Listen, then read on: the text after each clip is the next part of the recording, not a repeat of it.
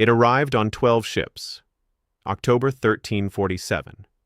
The port of Messina, Sicily. Sailors on the docks gathered to watch the fleet pull in. What they saw stopped them cold. Most of the sailors were already dead. The ones still alive were covered in black boils that oozed blood and pus. Sicilian authorities immediately ordered the ships out of the harbor, but it was already too late. The Black Death had arrived in Europe, and over the next 4 years, it would kill somewhere between 25 and 50 million people, roughly 1/3 of the entire continent. But here's the thing, nobody tells you about the Black Death. It didn't destroy everyone equally. Your odds of surviving depended almost entirely on who you were, your class, your job, your location, and sometimes just your daily routine. So today, we're going to walk through medieval European society from the bottom up. We're going to follow the plague through each class and answer the question, if you were alive in 1347, what were your actual chances? First, let's understand what you were dealing with. The Black Death wasn't one disease. It was 3. Bubonic plague, the most common form, was caused by a bacterium called Yersinia pestis, carried by fleas that lived on rats. A flea bites an infected rat. The rat dies. The flea jumps to the nearest warm body. That's you. Within days, the bacteria spread to your lymph nodes. They swell into painful, blackened lumps called buboes, some the size of an egg, in your armpits, your groin, your neck. You develop a raging fever. Your skin turns black from internal bleeding. According to medieval and modern medical records, untreated bubonic plague killed between 30 and 75% of those infected, usually within 72 hours. Then there was pneumonic plague, the airborne version. Someone near you coughs. You breathe it in. That form killed close to 100% of those who contracted it. And then septicemic plague, the rarest and fastest kind, where the infection entered the bloodstream directly. People reportedly died before the buboes even had time to form. Now, let's talk about who faced this first. If you were a peasant, a serf working someone else's land, you were at the absolute bottom of medieval European society, and you were also the most exposed person alive. Peasants made up roughly 90% of Europe's population. They lived in small, crowded cottages with dirt floors. They shared those spaces with their livestock, and with the rats that came for the grain they stored inside. The flea that carried the plague didn't have to travel far to find you. You were right there. Your diet was poor. Your immune system was already weakened. Europe had been hit by a mini ice age and years of failed harvests before the plague even arrived, meaning millions of peasants entered 1347 already malnourished. When the buboes appeared, you had no doctor. You had no medicine. You had a priest, if the priest hadn't already fled. You had neighbors, if the neighbors weren't already dying. Many villages lost 80 to 90% of their population. According to historical records, London's population collapsed from roughly 100,000 people to around 20,000 in a single generation. And yet, and this is the part that changes everything, the peasants who survived found themselves in a world they couldn't have imagined before. Dead villages meant empty farmland. Empty farmland meant labor shortages. Suddenly, the lords who had controlled every aspect of peasant life desperately needed workers. For the first time in centuries, a peasant could say no, could walk to a different manor, could demand higher wages. Wages for ordinary farmers and craftsmen reportedly doubled and tripled across Western Europe in the decades after the plague. The feudal system, the iron cage that had defined peasant life for 300 years, cracked open. The Black Death didn't just kill people. For the peasants who survived it, it accidentally created the first real labor market in European history. The nobility's response to this was exactly what you'd expect. In England, Parliament passed the Statute of Laborers in 1351, a law explicitly forbidding peasants from demanding wages higher than what they'd been paid in 1346. In other words, we acknowledge the world has changed, and we're making it illegal to benefit from that change. It didn't fully work. The economic pressure was too great, but it tells you exactly how threatened the upper classes felt. Now let's move to the merchants and traders, the people who, ironically, spread the plague faster than anyone. Medieval commerce ran on the same trade routes that carried silk, spices, and grain across Europe and Asia. It also, as it turned out, carried infected rats and their fleas. Merchants traveled constantly. They handled cargo from dozens of ports. They visited cities, inns, and markets, which were exactly the kinds of crowded, rat-infested environments where the plague flourished. Merchants were among the first to get sick in any new city. They were also among the first to die, but wealthy merchants had something peasants didn't: options. If a city showed signs of plague, a rich merchant could leave. He could close his business, seal his warehouse, and retreat to a country estate. The ability to flee was, in the 14th century, essentially the only effective public health strategy available. And it required money. The further you could get from dense population centers, the better your odds. That's why the plague, for all its violence, was somewhat more survivable if you had resources. Not because wealth made you immune, but because wealth gave you distance. The clergy is where the story gets genuinely tragic. The Catholic Church in 1347 wasn't just a religious institution. It was the primary healthcare system in Europe. Monasteries ran hospitals.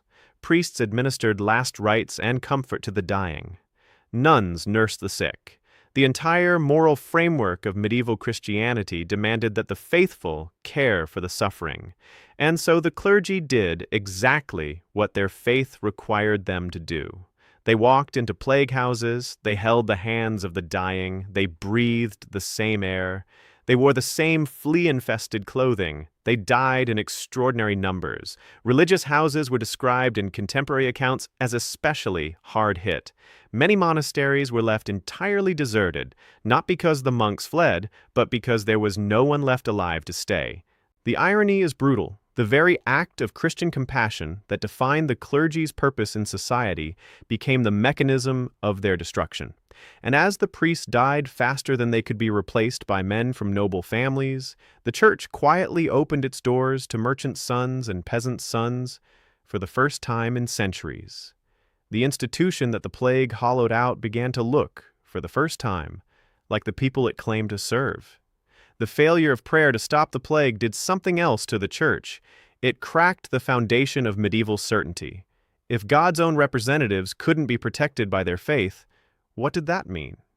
People who had never questioned the church's authority began to question it openly. According to historians, faith in religious institutions declined significantly in the plague's aftermath, a shift that some scholars trace as one of the distant roots of the Reformation 2 centuries later. Now let's talk about a group that the plague didn't kill, but that the fear of the plague absolutely destroyed. Jewish communities across Europe were accused of causing the Black Death by poisoning the wells. There was no evidence. There was no logic. The accusation spread faster than the disease itself. In the years between 1348 and 1351, Jewish communities were massacred across France, Germany, and the Holy Roman Empire. They were expelled from cities. They were tortured into confessions. Pope Clement XVI issued a papal bull in 1348 explicitly stating that Jews were not responsible for the plague, pointing out, accurately, that Jewish communities were dying from it too. The mobs ignored him. The persecution of Jewish communities during the Black Death stands as one of the period's most documented atrocities. It has nothing to do with the disease's science and everything to do with how fear, uncertainty, and existing prejudice combine to find a target. The plague didn't create that hatred. It gave it a pretext. The physicians, the doctors of medieval Europe, occupy one of the more fascinating positions in this story. Medieval medicine was built on the theory of the four humors: blood, phlegm, yellow bile, black bile. Disease was believed to result from an imbalance of these humors. The actual cause of the plague, a bacterium carried by flea bites, was entirely invisible to this framework. So medieval doctors prescribed bloodletting, sweet-smelling herbs to counteract bad air, and dietary adjustments. None of it worked. Some doctors wore the now famous bird beak plague mask, packed with aromatic herbs, believing that inhaling the herbs would protect them from the miasma, the poisonous air they believed was causing the disease. The masks didn't protect them from flea bites. They died too. What's remarkable is that despite the complete failure of their medical theories, some proto-scientific observations survived the period. Physicians who noticed that the disease spread between people in close contact began recommending isolation, not for the right reasons, but with the right result. The quarantine concept, derived from the Italian word for 40 days, quarantina, was developed in the port of Ragusa in 1377, requiring ships to wait offshore before docking. It was one of the first public health regulations in European history, and it worked. Not perfectly, but it worked. Women experienced the Black Death in a way that defies a simple narrative.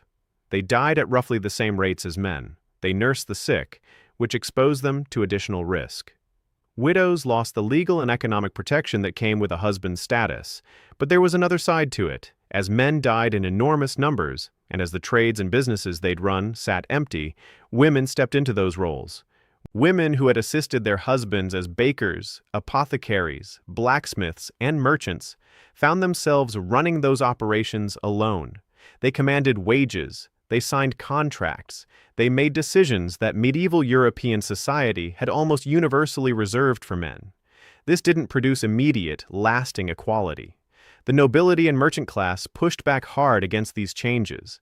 Sumptuary laws, regulations governing what people of different classes could wear, were introduced across Europe specifically to prevent lower-class people, including newly economically empowered women, from dressing and acting above their station. The fear wasn't just economic, it was existential. The old order was visibly crumbling, and the people at the top of it could see it happening. Here's the conclusion the plague forces you to reach. The Black Death killed between 30 and 60% of Europe's population. That number is almost impossible to absorb. But the class breakdown of who died, how they died, and what their death meant for the survivors is where the real story lives. The peasant died fastest and in greatest numbers, and accidentally inherited the most power from the survivors. The merchant spread the disease and had the best chance of escaping it. The clergy died heroically and emerged institutionally weakened. The nobility had the resources to flee and the political will to claw back control afterward. Physicians failed completely and accidentally stumbled toward the first quarantine. And Jewish communities were destroyed not by the plague, but by the people who refused to face uncertainty without a target. The bacteria Yersinia pestis didn't care about your class. It didn't negotiate with your title, your prayers, or your wealth. But your class absolutely determined how close you were to the rats, whether you could flee, whether your job put you in contact with the dying, and whether your community had someone to blame you for what was happening. In the end, the plague didn't level medieval Europe. It reshuffled it, violently, permanently. And the world that came out the other side, with its weakened church, its rising laborer class, its proto-scientific public health thinking, looked nothing like the world that 12 ships sailed into in October of 1347. If you want to understand what happened when that reshuffled world finally broke open into the Reformation, when the Church's weakened authority finally collapsed under the weight of a single monk nailing a piece of paper to a door, that story is linked right up here. And if this kind of history, the kind that explains why the world looks the way it does right now, is something you want every week, subscribe. That's all it takes.